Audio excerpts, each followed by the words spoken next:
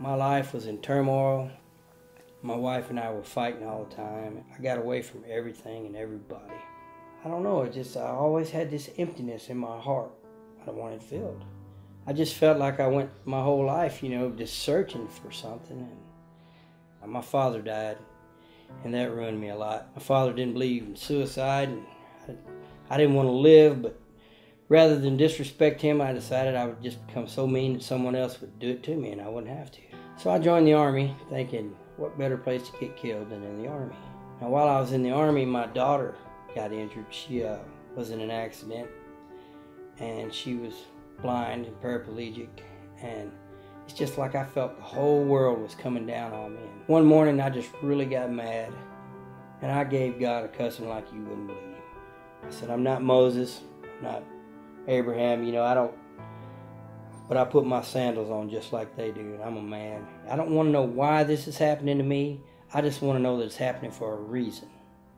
If you tell me right now that this is all for a reason, then you can stack it on me from here to the end of time, and I will never complain again. And that little TV came on. It had been sitting there just static all night long. And there's this minister, when he pops up and it says, today's lessons from the book of Job. God only lets those suffer that he loves the most. And I said, well, that's all you had to say, Lord. I appreciate it, brother. From that day forward, I knew that he was there and he was in my life and that he would help me.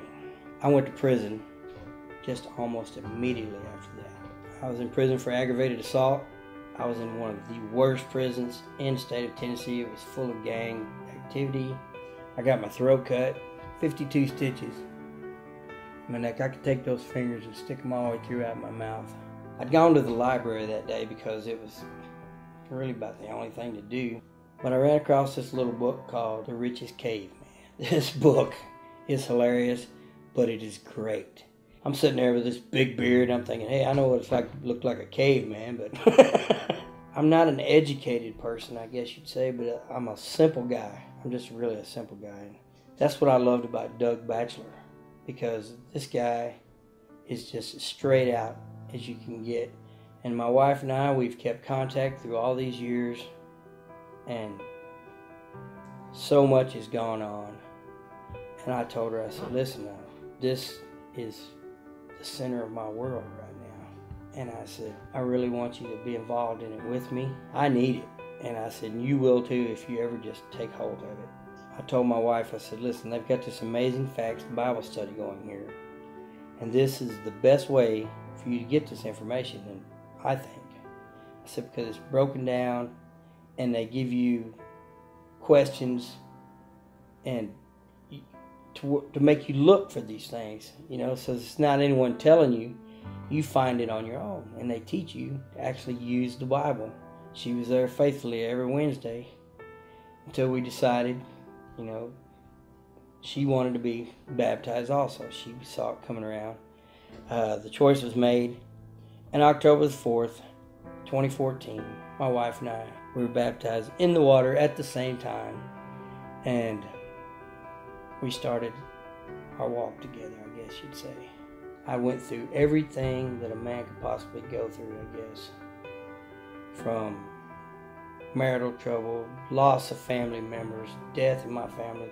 My children were harmed, and my daughter was handicapped for life.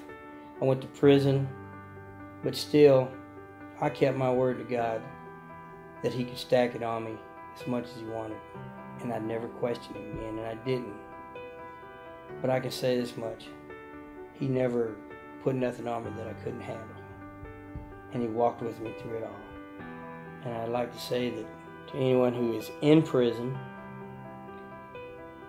not to give up. Don't lose hope. Put your faith in the Lord and study and seek him, and he will seek you. And my name is Charlie Green, and I want you to know that you and Amazing Facts have changed my life.